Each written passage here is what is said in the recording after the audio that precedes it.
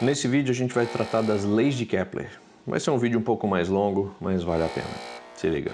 Bom, as leis de Kepler, elas são importantes para explicar um dos fenômenos que mais intrigava a humanidade ou a ciência ao longo dos séculos, que é a seguinte situação.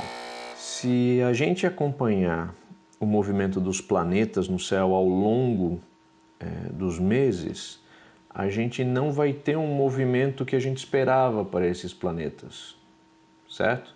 Ele faz esse cavalo de pau aí no meio.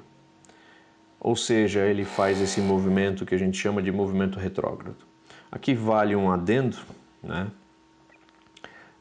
A palavra planeta vem do grego de errante, estrela que vaga no céu, ou seja, não é uma estrela que acompanha todas as outras certinhas. É uma estrela especial que ela dá ele faz esse movimento. Aqui o planeta Marte, por exemplo, acompanhado ao longo de um certo período de tempo, ele faz essa volta, né, esse movimento dito retrógrado. A princípio, a explicação mais simples que deram para esse fenômeno, né, foi a de se adequar ao modelo ptolomaico, né? Cláudio Ptolomeu pensou na Terra como sendo o centro do universo e as coisas girando em órbitas circulares ao redor da Terra. Por isso que é geocêntrico, porque significa Terra no centro.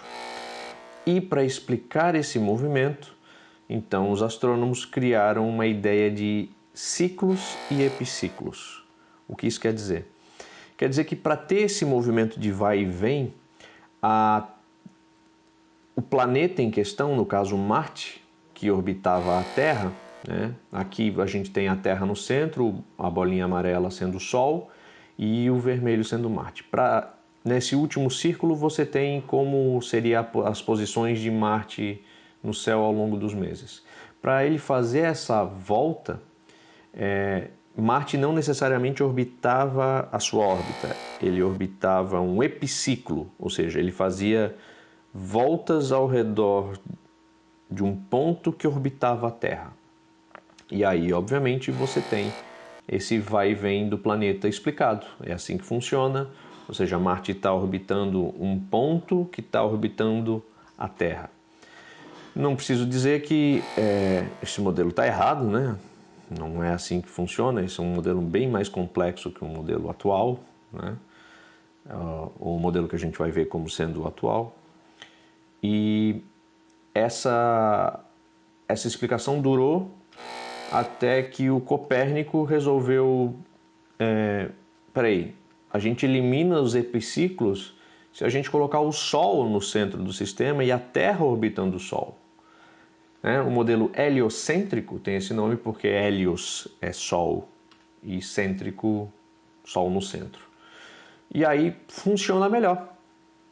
As órbitas circulares, o Sol no centro, a Terra orbitando o Sol e Marte, como está orbitando uma órbita mais externa, acaba tendo uma velocidade menor na sua órbita e faz esse movimento de ida e volta toda vez que a Terra ultrapassa ele no sistema. E esse modelo é bem mais simples e bem mais prático e bem mais fácil de fazer previsões. Acontece que foi justamente esse o fato das previsões não baterem exatamente como se esperava, né? Porque se você sabe que o planeta muda, sei lá, 15 graus a cada intervalo de tempo, você pode prever quando o planeta vai estar de volta no céu. Essa previsão, essa tentativa de previsão que acabava sendo frustrada é que fez com que astrônomos pensassem tem alguma coisa nesse modelo que ainda precisa ser melhorada. Foi o que fez, então, a galerinha, né, lá na Dinamarca, o Tycho Brahe e seu ajudante, o Johannes Kepler. Esses caras revolucionaram o que diz respeito à astronomia, porque eles conseguiram criar instrumentos bem precisos e dados bem precisos que os fizeram abandonar conceitos que para eles eram excelentes, mas por perceber que a realidade não condizia com o que eles achavam, eles abandonam o que eles acham para estabelecer um novo modelo. E o Kepler faz isso bem diretamente. São 3 leis, as leis de Kepler, e essa aqui é a primeira. Na primeira lei de Kepler, os planetas descrevem órbitas elípticas com o Sol num dos focos. A trajetória não é mais circular. A trajetória agora é elíptica, ou seja, vai ter um momento em que o planeta vai estar mais perto do Sol, que a gente chama de periélio, ou seja, perto do Sol, e um momento em que o planeta vai estar mais afastado do Sol, que a gente chama de afélio, ou seja, afastado do Sol. E aí o planeta vai ter uma distância média em relação ao Sol, que é tomado para base de cálculo, mas que não faz muita diferença no final das contas. Muitos alunos me perguntam se essa aproximação e esse afastamento do planeta em relação ao Sol, por exemplo, que seria responsável pelas estações. Não é isso. O que é responsável pelas estações, sendo curto e grosso, é a inclinação do eixo da Terra e o fato de a gente ter uma distribuição de terra e água desproporcional entre o hemisfério norte e o hemisfério sul. Ok? Se quiser saber mais a respeito, me escreve, tá? Mas a princípio seria essas duas principais razões para a gente ter diferentes estações no mesmo intervalo de tempo no planeta. E obviamente que aqui eu estou mostrando valores para a Terra, né? Quando a Terra está mais perto e quando está mais afastada, e a distância média, mas a mesma coisa vale para os outros planetas. Então, quando eles estão orbitando o Sol, a trajetória não é circular, ela é elíptica, ou seja, ela é um círculo achatado, o que faz ela ter 2 centros distintos para as duas curvas, e o Sol está sempre em um desses pontos, um desses centros que a gente chama de foco da elipse, certo? Então, a primeira lei esquece as órbitas circulares, as órbitas são agora elípticas. A segunda lei, ela vai tratar de uma questão mais geométrica, mas que tem uma aplicação prática, que eu vou discutir aqui com vocês.